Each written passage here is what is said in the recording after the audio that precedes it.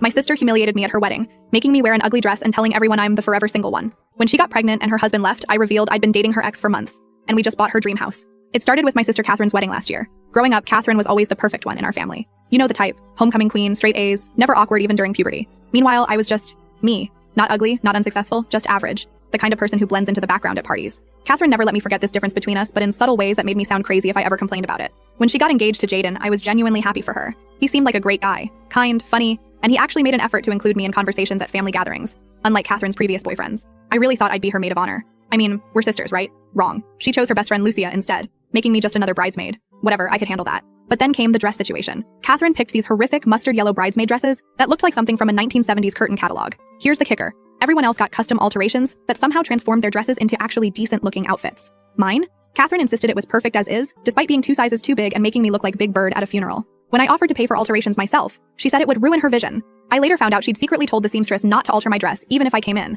The wedding day was a masterpiece of passive-aggressive humiliation. Catherine had arranged this elaborate Lucky in Love theme, complete with a massive custom-built house backdrop, where they took their vows. This wasn't just any house. It was her dream house design she'd been obsessing over for years. She even had custom cocktails named Forever Love and Eternal Bliss. During her wedding speech, Catherine decided to make me the butt of her jokes. "And here's my dear sister," she said, gesturing to where I sat drowning in yellow fabric, proof that being single at 29 isn't totally hopeless. People laughed awkwardly, but she wasn't done. "At least we know who'll be taking care of our parents in their old age since she won't have a family of her own." I saw Jaden cringe visibly. He later apologized to me privately, saying he had no idea she'd say those things. Fast forward 6 months. Catherine announced her pregnancy at a family dinner. Everyone was ecstatic, but I noticed Jaden seemed off. 2 weeks later, the truth came out. Catherine had been having an affair with her personal trainer, Gabriel, for months before the wedding. The baby? Definitely not Jaden's, as he had medical issues, something Catherine knew but married him anyway. Here's where it gets interesting. After the split, Jaden and I stayed in touch. Initially, it was just coffee and conversations about Catherine's betrayal, but something clicked between us. We started meeting regularly, and 3 months ago, we realized we had genuine feelings for each other. We kept it quiet, not out of shame, but because we knew the drama it would cause. Last week, the perfect opportunity landed in our laps.